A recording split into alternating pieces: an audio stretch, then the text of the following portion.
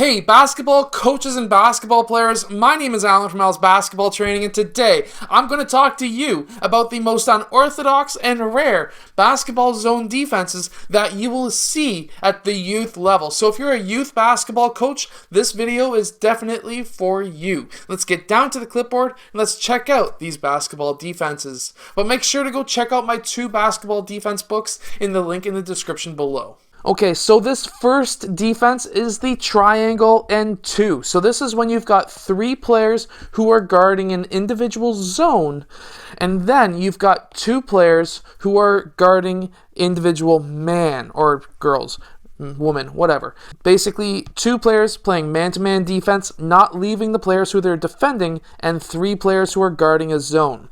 Basically, how this defense works is basically like it implies. So player 3 and player 2, they are going to be stuck on a player that they are defending the whole entire time they are running this defense. It doesn't matter if the ball is with player 4 on this side of the court, and let's say, for example, player 2 red is guarding player 2 blue. We do not want them leaving those players. They may be able to play just a little bit of help defense, maybe a bit farther down so that they can see both their man and the ball. But let's say we had also player 3 on the court, and we have player 3 guarding player 3, player 2 guarding player 2. The rest of these 3 players are in a zone. And how the zone would work if the ball is on this side of the court, we would have player 1 guarding this side to cut off any swing passes. We would have player 5 popping out, but do not go past that 3-point line. And we would have player 4, he's going to pop over towards this side of the key. Now, if player 4 tries to attack, they're going to close up. Now, the whole idea for a team to be able to beat a triangle in 2 is to have other players who they can pass to.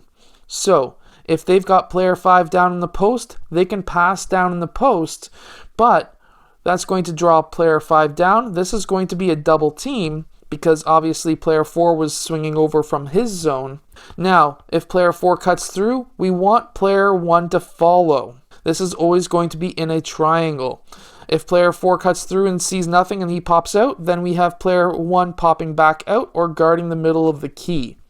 If player 5 passes out to player 1 red, he's going to pop out. Player 4 is going to go back over towards his side, and player 5 is going to guard his side. We do not want any of these players, these 3 players, to go outside of the 3-point line. They want to stay home, generally speaking, around the key or as close to the key as possible. The next zone defense is the box and 1. We've seen Nick Nurse use this an absolute ton of times with the Toronto Raptors. We've seen it last year in the playoffs against the Golden State Warriors. Basically, same principles. Those 4 players in a box do not want to go outside of the 3-point line. It will weaken the zone considerably. You will be leaving possibly players open, but you're able to negotiate that by saying, hey, player 2 is guarding player 2 blue, and that player is definitely not going to score. Now, if they run a screen, let's say player 4 blue sets a screen for player 2 blue, and player 2 is able to get away from that screen and away from that player. Player 3 is now the closest player to him. He needs to now be the one guarding that player. Player 2, this is when communication is extremely important, will then now pop over, and he will be taking player 3's zone. Now we have 3-on-2, and again, similar idea where let's say we spread out some of these players. We want the zone to still protect that key. If we pass down to player 5, that's going to bring player 5 out, but he's going to be allowing the shot but not allowing the drive. If player 1 cuts down, then player 1 follows until player 4 is able to pick up the slack.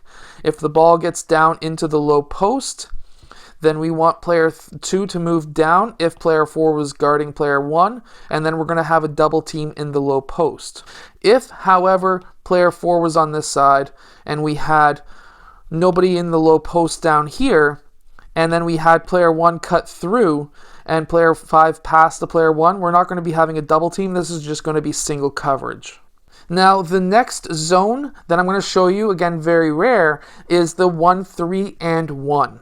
And that is, we're still going to be having that man coverage, but we're going to be having 3 players down low and 1 player up top. This zone is going to be leaving open these corners quite considerably, but it's going to be acting almost like a 2-3 zone defense. So we're going to be having player 4 guard that area, player 5 guarding that area, player 2 guarding this area. However, player 1 is going to be guarding this area, and we're leaving these areas open. Now, in my opinion, I try not to run this all that often, but it's still a favorite of mine with younger players, mainly because for younger players, for a lot of teams, they have issues with those corners, but as a player myself, that is generally the highest percentage shot that I shoot. So for those playing against me in the alumni game coming up very soon, make sure to guard me in those areas, or please don't watch this video and forget what I just said. Anyways, so going from there, we will have player 1 move over towards this corner, cutting off any drives, any high post to low post passes. But again, we're still going to be having that man over there. If player 1 passes to player 5, player 4 is going to pop out, but not going outside of the 3-point line. Player 5 is going to move over, player 2 is going to move over, and player 1 is going to be in that high post. Very similar to a 2-3, however, we just have 1 player up top and 1 player playing a man-to-man defense. Now we're going to be showing you the 2 best defenses that I have ever ran. Now, number 1 is the Unbeatable basketball defense. That's the 1-4 zone that I have a book on down in the description below. I'm going to explain kind of how it works just a bit in this video, but make sure to go check out that book. It's absolutely fantastic. So what we have is a 1-4 zone. Now you're probably wondering, well, that leaves these corners open. It actually doesn't. So basically how it's going to work is player 1 is going to be guarding this whole area up until roughly a 45-degree angle outside of the elbow. We're going to be being in single coverage in this area. Now, if player 5 gets the ball over in this wing, if he is above the free throw line extended, then player 1 needs to go and chase after him. Player 2 is going to move up, but his whole main goal is to stop player 5 from attacking the free throw line or attacking the baseline.